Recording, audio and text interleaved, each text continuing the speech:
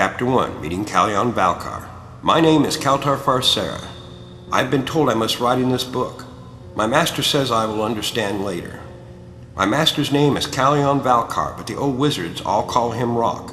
I don't know why. My master calls me Bean. I'm not sure why. I suspect it is an insult, but I can't tell. I arrived here several daily cycles ago. My father and mother made me come here. I think they were mad because I made eggs. My parents had birds for the eggs. They used the eggs for trade. I started making the eggs to help. I did it to help, but they were upset. 2 cycles later, I was sent here. My mother cried all night before the morning I left. My father said he was very proud of me. Then they sent me here. This place is called Krakenstee. It is a dark fortress. I don't like it here very much. I'm not really full grown. I'm just big for my age. When last I celebrated my birth, my mother said I would soon be kissing girls. I doubt it, but I suppose it could happen someday. My master is rather intimidating. I am his student and he is my teacher. My father and mother have been my only teachers till now. They taught me all I know. I kind of miss them a lot. Master Valkar was the only person here when I arrived. Despite that, he lives in a castle. I don't understand how my parents are so poor and he is so rich. He is all alone. I knocked on the door when the wagon dropped me off. The old man that drove the cart laughed when he dropped me off and said, "I wish you luck with that." Then he almost drove off with my bag. He seemed in a big hurry to leave. As I say, I knocked on the door and a really old man came to the door. His face looked really old, but he had the grace of a large animal. He seemed to radiate power. When he opened the door, he looked at me and said, "You must have an egg to enter." So I opened my hand and gave him an egg. He took it, looked at it closely and said, "That will do." I walked in and the door closed behind me. I've been here ever since. Master Valkar has been nice to me. He never hits me, but I'm a little afraid of him. He has power in his voice. It scares me. I can see the things he talks about. The master says it's mind talk. He said we can speak to each other without talking. It's like pictures in your mind. I can hear him thinking when the room is quiet. The master says I must practice being still and thinking. He says I can hear in special ways. I don't really understand what he's saying, so he scares me. Almost 3 daily cycles ago, the master gave me this book and said to write down everything important that I see and do. So I am. My first day was spent learning how to clean my room. It has to be really clean. I don't know why. The second day I learned to clean the house. I call it a castle, but the master calls it his home. I guess I am small, so it seems like a castle to me. I'm small next to my father, but I'm almost as tall as Master Valkar. I guess I still have some growing up to do. On the 3rd day, I started my training. Master Valkar had a ball as large as his hand. He told me to make it float. He had me hold it in my hand until I could imagine how it felt, how much it weighed, the texture of it. He told me to close my eyes. Then I felt him take it from me. He told me to imagine the ball floating in front of me. He said, "Try harder, this is important." After a moment he said, "Now stay focused and slowly open your eyes." When I did, the ball was just floating there. I yelled and it fell to the floor. Master Valkar smiled and said, "You are a little bean.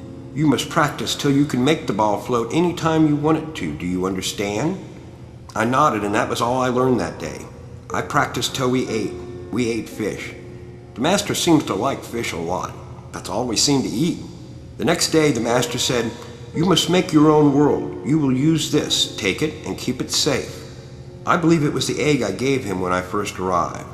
I noticed it felt very warm. It seemed to move. It felt a little soft and seemed larger than I remembered. He said, "Follow me." Then he went outside. When we got outside, he said, "Now float the egg as I taught you." I opened my hand and the egg went straight up in the air. I yelled, but it was too late. It was long gone. I looked at the master and he was just looking up and smiling. Then he looked down at me and said, "You did well, little bean. Now think, imagine a world. When you dream tonight, you'll bring a new world to life." That night I had a dream about a planet being born. It started out very small, then it grew larger and larger. It was a beautiful place. It looked so barren. I remember thinking it needed water. As I watched, water formed on the surface. The water covered more and more of the surface till I feared it would be a water world. Then it all seemed to stop and the land and the water seemed balanced, no more one than the other. I heard Master Valkar say, "That is very good." Then I woke up and was alone in my room. The next day, the master said I must leave for my new home. I became upset. I had just gotten here, and now I had to leave already. Then the master said he would be going with me, and it didn't seem so bad. We had our first meal of the day and then prepared to leave. I was getting really tired of fish. I hoped my new home had something else to eat. The master finally said it was time to leave. I saw no animal or cart to take us, so I believed we would be walking. The master stepped up to me and said, "Here we go." Then he laid his hand on my arm, and we were on the planet from my dreams. I don't know how I knew, but I felt sure of it. Startled, I asked, "What happened, Master Valkar?" He smiled at me and said, "It is a thing of the mind. With time you will understand. For now, you have work to do." I had no idea what he meant. I asked, "What would you have me do?"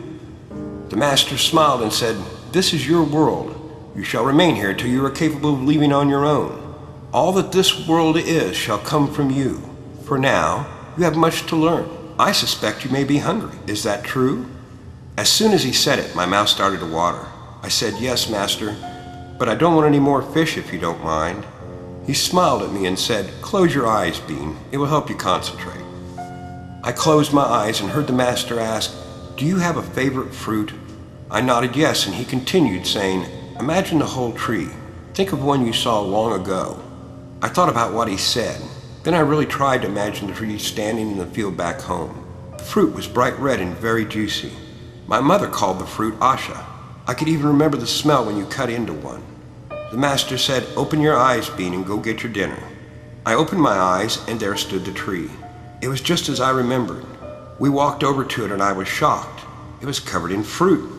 The master smiled and handed me a ripe fruit from up high in the tree. After eating nothing but fish for days, I was ready for a break. I grabbed it and bit down. It tasted too good for words. The juices ran down my chin as I ate. I ate 2 of the Asha before asking how the master made the tree appear.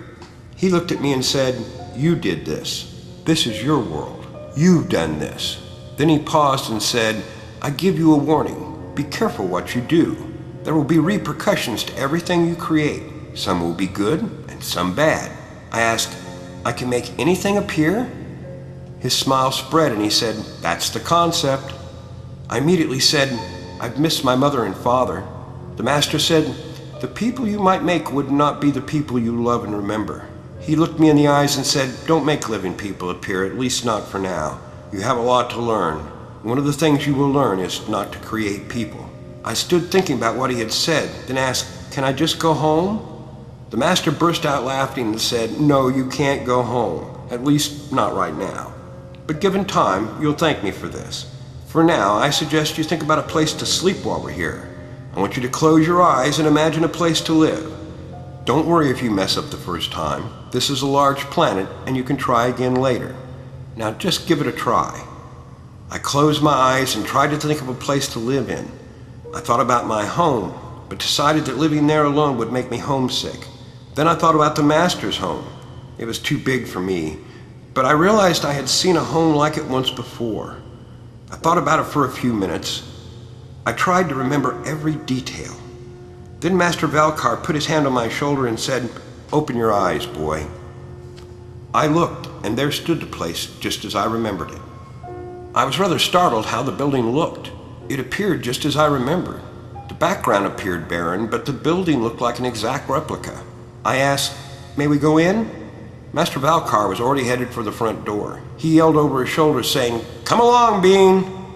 I ran to catch up, and Master Valkar still got to the door before me. He pushed it open, turned to me and asked, "When did you see this home?" "It is my uncle's home," I replied. The master took his hand off the door. He looked at his hand oddly and then asked, "What is your uncle's name?" I said, "It looks like my Uncle Carr's house." Master Valkar seemed to freeze for just a second. Then he said, "Your uncle is Carr Hammond?" I smiled openly, pleased that the master knew Uncle Carl. I said, "He is my favorite uncle." The master paused for a moment and then said, "Now I see why they brought you to me." He saw the confusion on my face and said, "Don't worry, Bean. It's just one more reason for me to help you." Then he pushed the door open the rest of the way. We stepped through the door into a large entrance hall. The place was beautiful and immaculate, just as I remembered it. In front of us was a long hallway that led deeper into the building. On either side were stairs that went up to other parts of the home. The master said, "I've been here before. You missed some things." He waved his hand and a table appeared next to each staircase. He waved his hand again and a doorway appeared under each staircase. Then he said, "That looks better. Let's check up here first." Then he started up the stairs to the right of the door. I followed him and soon found myself at the top of the stairs looking down a long hallway. It appeared odd. I realized there were no doors. I said, "I was never up here before." The master said, "This isn't important. You can fix this later." He looked around and said, "Here's what I remember." He waved his hand and 5 doors appeared in the hall. He looked at me and said, "Pick one." I picked the closest one and opened the door. The room was empty. I said, "Can you make this room appear too?" The master shook his head no and said, "I've helped enough. This is your world. You must learn to make it as you wish. Close your eyes and imagine the room." I did as he said, and a few seconds later I opened my eyes to find my room as I remembered it from home. It felt so good to be home. There was an image of my mother on the table. I felt so happy I forgot where I was.